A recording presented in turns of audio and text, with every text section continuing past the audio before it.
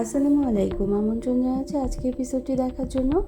আশা করছি কাছে দূরে সবাই অনেক বেশি ভালো আছেন। চিকেন এবং ভেজিটেবলস স্প্রিং রোল তৈরি করব।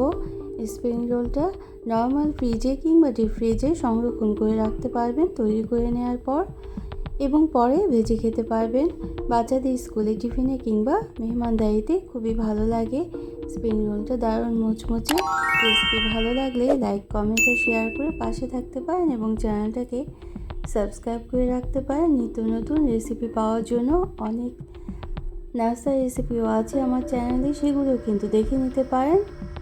প্লে লিস্ট করে দেওয়া আছে। এখানে আমি পেঁয়াজ কুচি এবং মরিচ কুচিটা প্রথমে ভেজে নেব।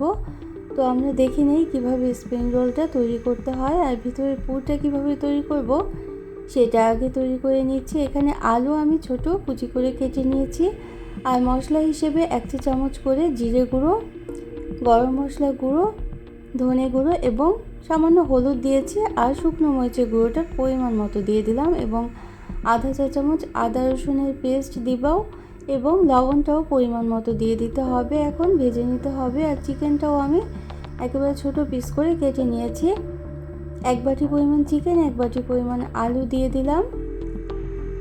তো কিছুটা সময় ভেজে নেওয়ার পর আমি প্রথমে ঢেকে রেখেছিলাম। ঢেকে রাখার পর অনেকটাই নরম হয়ে গেছে চিকেনটা, এবং আলুটাও কিন্তু সিদ্ধ হয়ে গিয়েছে।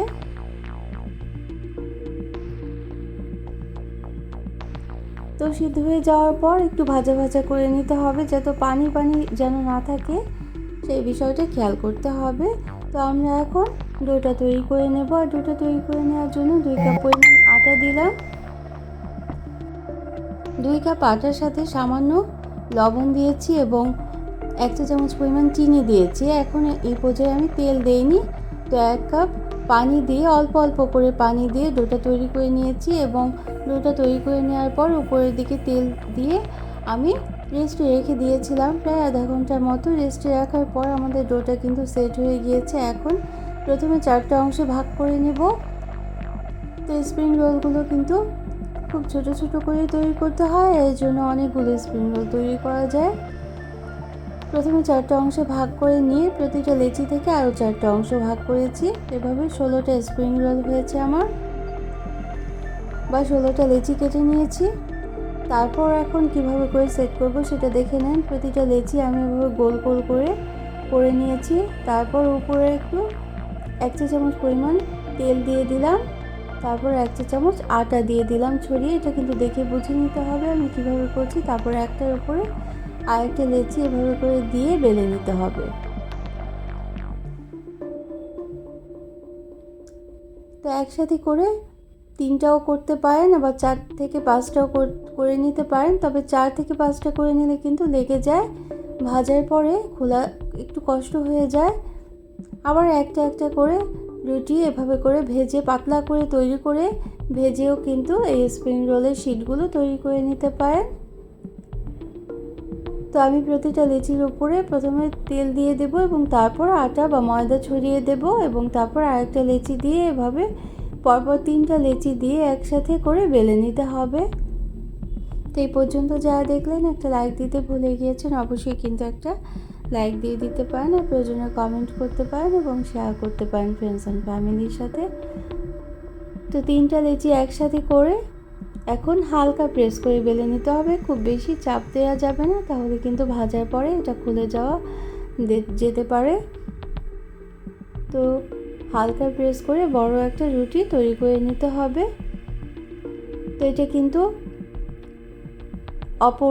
এক পিঠ থেকে অপর পিঠ সমানই কিন্তু উল্টে পাল্টে তারপরে প্রেস করে বেলে নিতে হবে। শুধু একদিকে যদি বেলে নেওয়া যায় তাহলে কিন্তু একদিকে রুটিটা বড় হয়ে যেতে পারে, এজন্য একটু পরপরই ঘুরিয়ে ঘুরিয়ে বেলে নিতে হবে। তাই কিন্তু 2 দিকের রুটি সমান থাকবে, ছোট বড় হবে না। তো আমরা তাওয়াটা গরম করে নিয়েছি, এবং তাওয়া গরম করে তাওয়াতে হালকা সেঁকে নেব। কোনো তেল ছাড়াই সেঁকে নিতে হবে, এবং খুব বেশি মুচমুচে করে সেঁকা যাবে না। 4 থেকে 5 মিনিট সময় নিয়ে উল্টে পাল্টে যখন একটা উপরে এরকম সাদা সাদা রং চলে আসবে তখনই কিন্তু নামিয়ে নিতে হবে। তো তাওয়াতে দেওয়ার সাথে সাথে দেখা যাবে যে রুটিগুলো কিন্তু আলাদা আলাদা হয়ে যাচ্ছে। আর নামিয়ে সাথে সাথেই কিন্তু আলাদা করে নিতে হবে, একটু গরম থাকা অবস্থাতেই। খুব বেশি ঠান্ডা হয়ে গেলে এটা কিন্তু আলাদা করা যাবে না।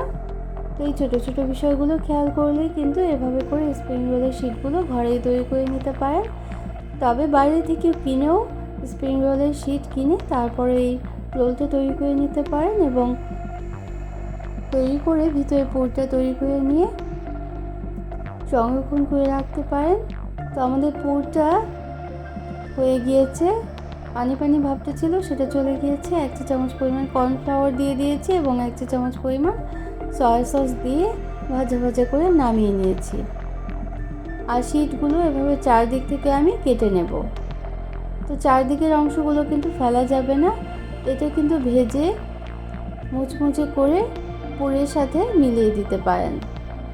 আমি আজকে এই স্টেপসটা ফলো করিনি, তবে আপনারা চাইলে কিন্তু করে নিতে পারেন। তো মাঝখানে যে চারকোনা অংশটা তৈরি হলো এটা দিয়েই আমরা রোলটা তৈরি করব। তো যারা প্রথম ভিজিট করছেন তারা চাইলে চ্যানেলটিকে সাবস্ক্রাইব করে বেল বাটনটাকে প্রেস করে অল অপশনটা সিলেক্ট করে রাখতে পারেন, তাহলে নোটিফিকেশন পেয়ে পরবর্তী রেসিপিগুলো দেখে নিতে পারবেন। তো এই শিটগুলো কিন্তু খুব পাতলা করে তৈরি করতে হয়, তাহলে কিন্তু সবচেয়ে বেশি মুচমুচে হবে। তো এখন আমরা পুরটা দিয়ে একটা আটার মিশ্রণ প্রথমে গুলে নিয়েছি। অল্প পানি দিয়ে আমি 2 থেকে 3 টেবিল চামচ আটা একটু ঘন করেই গুলে নিয়েছি। তো সেই মিশ্রণটা চারদিকে আমি প্রথমে দিয়ে দেব, শিটের চারদিকে সেই মিশ্রণটা লাগিয়ে দেব এবং তারপর ভিতরে পুরটা দিয়ে দেব এবং তারপর ভাঁজ করে নিতে হবে। তো রোলে কীভাবে ভাঁজ করতে হয় এটা আমরা সবাই জানি। 2 দিক থেকে প্রথমে আটকে দিতে হবে এবং মিশ্রণটা যে দিলাম সেটা দিয়েই কিন্তু আটকে থাকবে। খুব সুন্দরভাবে এভাবে করে চাপ দিয়ে আটকে দিতে হবে, তাহলেই খুলে যাবে না, সুন্দরভাবে আটকে থাকবে। এটা কিন্তু দেখে বুঝে নিতে হবে। একদিক থেকে চাপ দিয়ে আটকে দিয়ে তারপরে আবারও মিশ্রণটা 2 দিকে লাগিয়ে দিতে হবে এবং সর্বশেষে সুন্দরভাবে সেট করে নিতে হবে। তো আমি 2 দিকের মুখটা বন্ধ না করেও কিন্তু একটা স্প্রিং রোল তৈরি করে নিয়েছি। এভাবেও কিন্তু খুব তাড়াতাড়ি করে নেওয়া যায়। শুধু এই মিশ্রণটা দিয়ে আটকে দিলেই হবে, আটকে থাকবে, ভাজার পরে কিন্তু খুলেও যাবে না যদি এই মিশ্রণটা দিয়ে খুব সুন্দরভাবে আটকে দিতে পারেন। তো যারা সবসময় সাপোর্ট করছেন তাদের জন্য রইল অসংখ্য অসংখ্য ধন্যবাদ। তো হঠাৎ মেহমানদারিতে এরকম স্প্রিং রোল খেতে কিন্তু সবাই অনেক বেশি পছন্দ করবে। তো এইভাবে করে আমি সবগুলো স্প্রিং রোল তৈরি করে নিয়েছি একটা এয়ারটাইট বক্সে করে। এভাবে করে ডিপ ফ্রিজে প্রায় 1 মাসের মতো সংরক্ষণ করতে পারবেন এবং নর্মাল ফ্রিজেও 2-3 দিন পর্যন্ত ভালো থাকবে। তো নামিয়ে 4 থেকে 5 মিনিট ডিফ্রস্ট করে ভেজে নিতে পারেন। তো ফ্রিজে যদি এরকম করে তৈরি করে রাখতে পারেন তাহলে কিন্তু বাচ্চাদের স্কুলে টিফিনে কিংবা হঠাৎ মেহমানদারিতে কোনো সমস্যায় পড়তে হবে না। তো কেমন লাগলো অবশ্যই কিন্তু কমেন্ট করে জানাতে ভুলবেন না। নিত্য নতুন রেসিপি পাওয়ার জন্য সাথে থাকতে পারেন। তো এটা ভাজতেও কিন্তু খুব বেশি সময় লাগে না,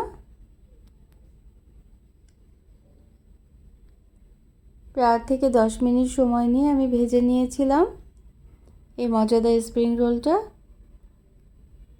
তো সবাই অনেক বেশি ভালো থাকবেন, আমাদের জন্য দোয়া করবেন। অন্য কোনো দিনে অন্য কোনো রেসিপি নিয়ে আসবো। সেই পর্যন্ত সবার জন্য অনেক অনেক ভালোবাসা এবং শুভকামনা রইল।